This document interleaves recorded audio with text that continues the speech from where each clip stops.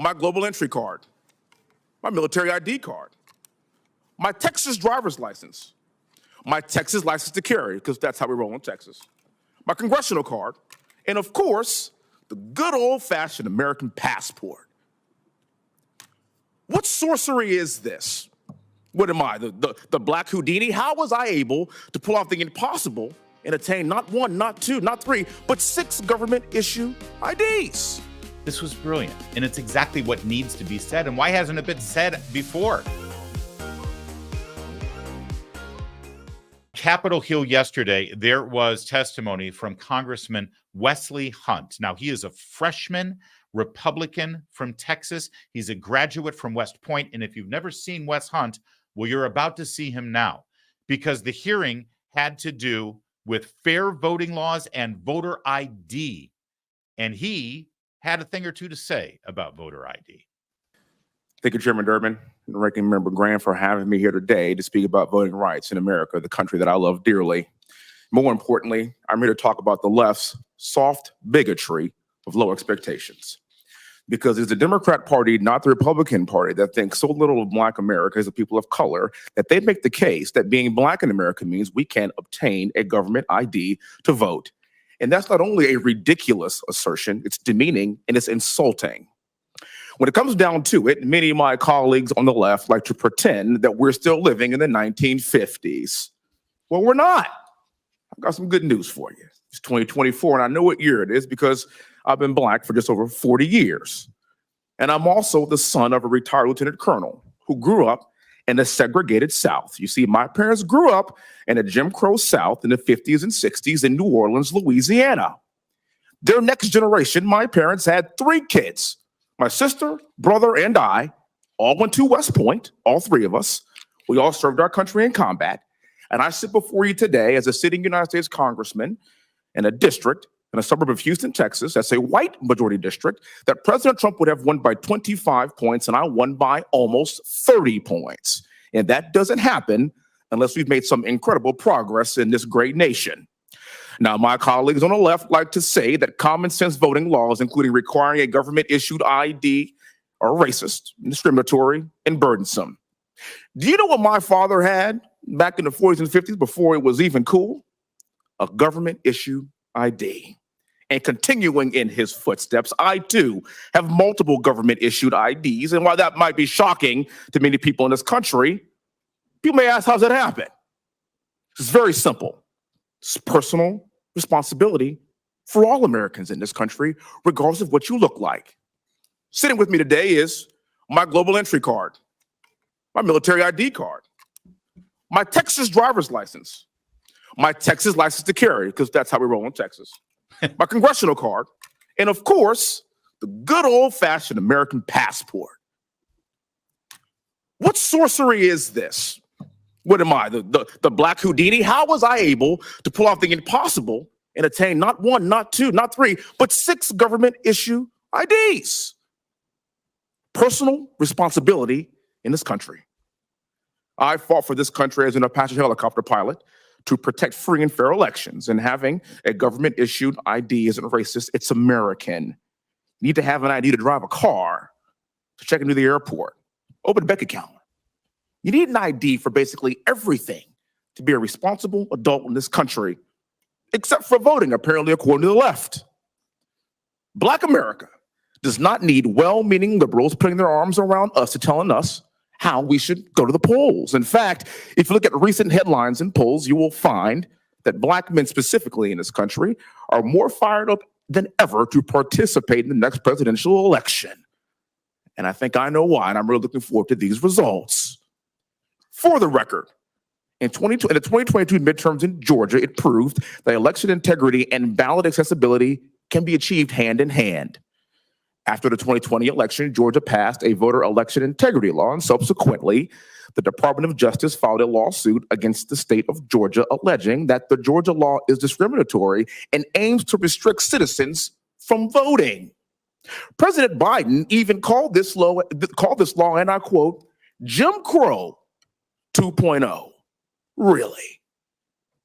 In my humble opinion, referencing Jim Crow for common sense election integrity laws is offensive to those who actually experienced Jim Crow, like my parents and their parents before them. In fact, the law wasn't discriminatory at all, because in the 2022 midterms, Georgia voters shattered voter turnout records across the state. And despite that record-breaking turnout in Georgia, the DOJ lawsuit is still pending.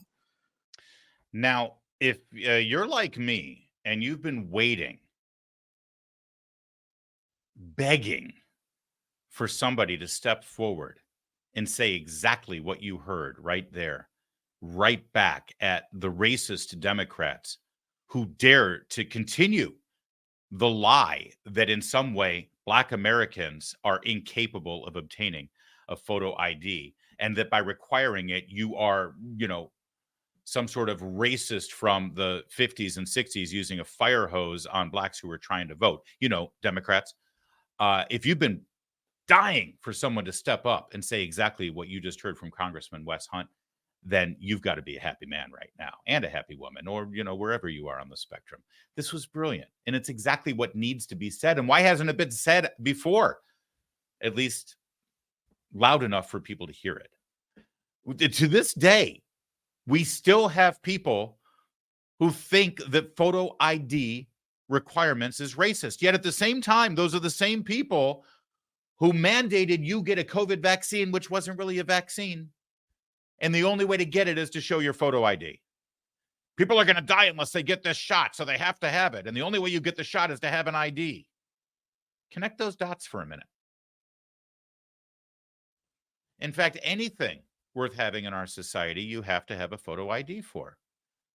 And Congressman Hunt, just like his fellow Republicans, by requiring photo ID, they're not trying to oppress Black people or Black voices. They're trying to ensure integrity in the voting process. So those hard-fought voting rights that were finally passed against Democrat opposition in the 60s, because, they were racist segregationists, those voting rights that were finally won in the 60s can actually be sound and reinforced by making sure that every Black vote counts and is not, in fact, canceled out by people who shouldn't be voting. If you really care about voting rights, you will want to make our voting system as sound as possible so that there's no fraud. And stopping fraud in the voting system begins with photo ID. It's not the beginning, middle, and end of it, but it certainly begins with photo ID. And if you truly do believe that there is this huge swath of Americans who don't have photo IDs, why are you acquiescing to their inability to participate in our society? That's racist. If you really think that there are these huge numbers of Black people who don't have photo IDs and all you care about is making sure they can vote without an ID, you got a problem. You look at those people and all you think about is, well, they're only good for one thing, and that's to vote. No, if there really are these huge numbers of people in this country, regardless of race, who don't have a photo ID, why aren't you doing anything to get them an ID? Voting, forget about that. What about being able to have a job or a bank account or cash a check or travel or get your precious COVID vaccine? The same people who demand that people without ID get to vote do nothing to help those people get a photo ID so they can live a basic life. How racist is that? Now, for those of you who are sitting there saying, why is this even an issue? Let the states decide this. The Democrats, they're not really, they're just, doing their thing because they want to make sure that people have free, easy access, and they've got a talking point so that they can blame Republicans for being racist. But there's no real nefarious voter fraud agenda happening behind the scenes here. I want you to watch some other testimony that happened yesterday. Senator Mike Lee, Utah, asked a whole panel of people who were specifically saying that they're against photo ID for voting. He asked them a very simple question. And given what we're seeing on our border right now, given what we're seeing in our communities, I want you to listen to this because you won't believe what you hear. Do you believe that only citizens of the United States should be able to vote in federal elections? We don't have a position about non-citizens voting in federal elections. We believe that's what the current laws are. And so we're certainly fighting for everyone who's eligible under the current laws to be able to vote. Ms. Riordan? I do not believe that non-citizens should be able to vote in federal elections. Ms. Camarillo? That's a decision of the state law, but I want to It's a emphasize decision that of state law as to who states should vote in federal elections? states decide who gets to vote in various elections. And in federal elections, I believe that we should be encouraging people to naturalize and then vote. Okay, but you're saying that the federal government should have no say in who votes in a federal election? I don't have a position on that. There's more of this, and it's overwhelming. But you understand what they're saying here. That it seems pretty simple, doesn't it? If you're voting in an election, you should be a citizen. Do you think that non-citizens should be able to vote? And we don't have a position on that? That's basically taking a position.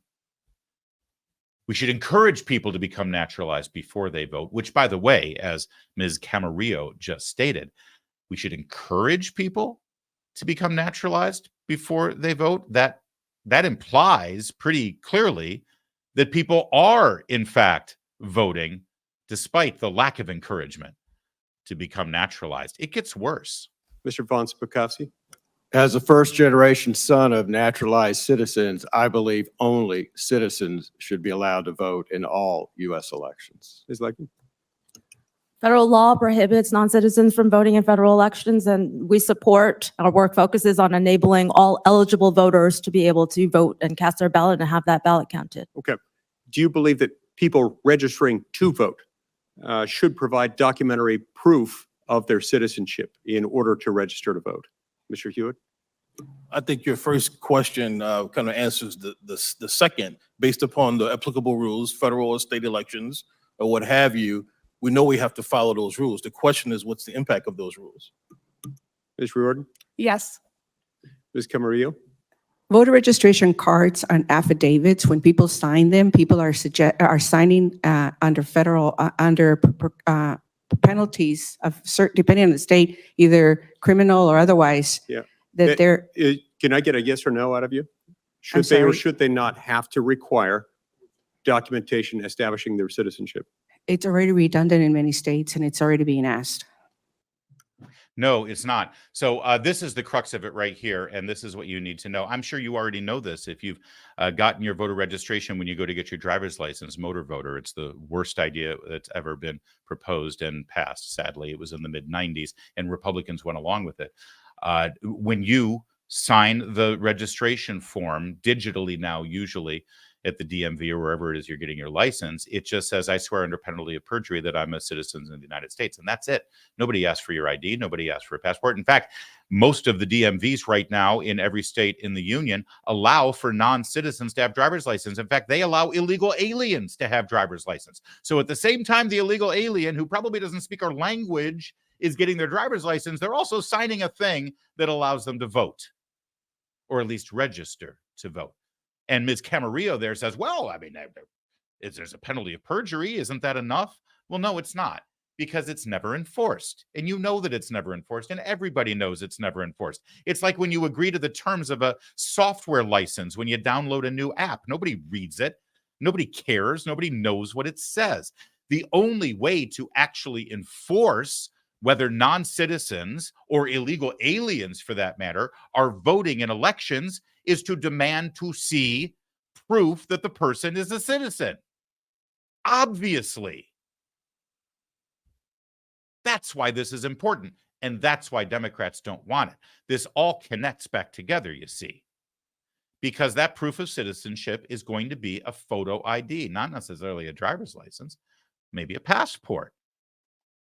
Elon Musk gets it. He responded to Mike Lee's video that he put out there, saying failure to require photo ID to vote obviously makes it impossible to prove voter fraud. That's why the far left refuses to require photo ID to vote. Elon Musk is usually right about things, but he's a little wrong on this. It's not the far left. It's mainstream Democrat dogma at this point. You can be the most conservative Democrat, if there is such a thing, left in America, but if you agree in photo ID, you're a non-entity. You're kicked out of the party. You'll be excommunicated. It's not the far left, Mr. Musk. And he's right. That the only way to prove voter fraud is to demand photo ID. And I'm glad we started with Congressman Wes Hunt, who basically said, you keep saying it's racist to ask for photo ID. Then how the hell do you explain me? And they have no answer for that. None at all. Mike Lee, by the way, the senator, responded to Elon Musk. I do love it when they have this conversation back and forth. If voter fraud can't be proven, it's as though it didn't happen.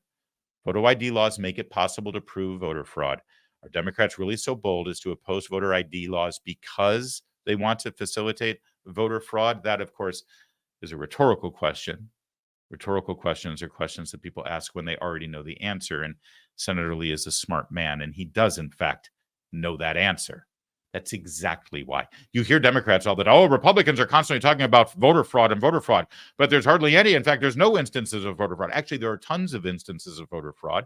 Hans von Spakovsky, the gentleman that you saw there who adamantly said only citizens should vote, he is a election law expert. He works at Heritage Foundation, and he's created the Election Law Integrity Center over there. Go to their website, and you'll see thousands of cases of voter fraud, and that's even without voter ID.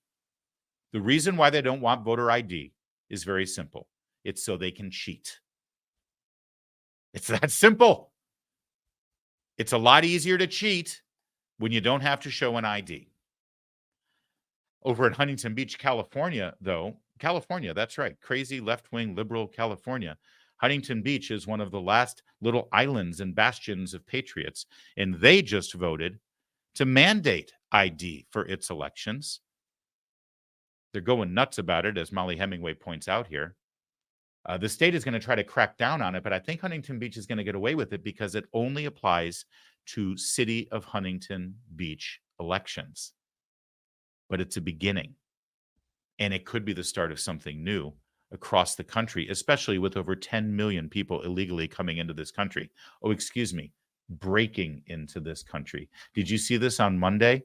If you're really interested in where this is headed and what the Democrats are trying to achieve, look at this little exchange. I believe it was in the Rules Committee. Tom Massey, a Republican, in exchange with Congresswoman Jayapal from the state of Washington, and listen to the argument over the language used, describing exactly what we're seeing every day on our border. We accept illegal immigrants because their climate is changing. Mr. Massey, if you understood the immigration system, you would know that there are different categories for people to be able to come to the United States to apply. There is an asylum category, there's a refugee category, there is a category for employment, there is a category for being with family, and there are a number of reasons that drive people to come to the United States. Which one is the category that allows them to break into our country illegally because the climate has changed where they live? Mr. Massey, I don't think that people are breaking into the country illegally. And I just want to say, I think looking around the room that I might be the only person who has actually gone through the legal immigration system. And when people differentiate between legal immigration and illegal immigration, the undertone from your side is that somehow people who are coming illegally are trying to break into the country, that are trying to do something wrong, when in fact it took me 17 years to go through the legal immigration system. And I am not disparaging of people who are trying to come to this country for all the reasons that drive people to come to the United States. Her brain is as broken as Joe Biden's. What she just said is so nonsensical on multiple levels. Let's start with the idea of, you're saying that people are breaking. I don't think people are breaking into this country. Have you seen? She's a congresswoman. And she's either just lying flat out, or she literally does not know what's happening in the world today. She hasn't watched the news. They literally are breaking through the wall that Trump built. They have literally removed portions of it so they can break in. The word to use here is break. They are climbing it. They are tunneling through it. They're doing whatever they can. Yes, of course, they're breaking into the country. What else do you call it? And by the way, even if somebody walks through your front door uninvited and it was unlocked, but they walk in, That's a break-in. They don't have to break a window and crawl through, and they don't have to break down your door. They have the legal definition is a break-in, even if they just open an unlocked door and walk into your home, which is what many of them are doing at the encouragement of the Biden administration. Also, this wagging your finger and lecturing over the use of illegal versus legal. She looks around the room and thinks that she's the only one who has actually used the immigration process. That's racist. My ancestors, who were not dark-skinned, they used the immigration process. White people can immigrate too, Congresswoman Jayapal. So I don't know how looking around the room can inform you of what people's immigration status are, but keen insight. Thanks for sharing your racism out in the open with us. But when your side differentiates between legal immigration and illegal immigration, there's an undertone there that people are doing something wrong. No, actually, it's a very clear and important definition, especially for a lawmaker to make. One who follows the law and one who doesn't follow the law. Legal immigration versus illegal immigration. I go to a bank and I withdraw the money from my account. That's legal. I go to a bank and I take all the money they have from other people's accounts. That's illegal. You're differentiating between a legal withdrawal and an illegal withdrawal. How dare you? There's an undertone there that someone's doing something wrong. Yeah. It's called the law. Lawmaker Jayapal. But that's a good flavor of where we are right now about what Democrats are really trying to achieve here with this organized, encouraged, and celebrated illegal immigration in this country. And it's pretty clear who's on what side of this issue. I remember we were told that Joe Biden's State of the Union's theme was going to be, whose side are you on? You know what? I embrace that at this point. Over the course of the next 9 months as we head toward Election Day, I think we're all going to ask ourselves that question as we evaluate not just who's running for president, but for every person running for Congress or Senate. Whose side exactly are they on? Indeed.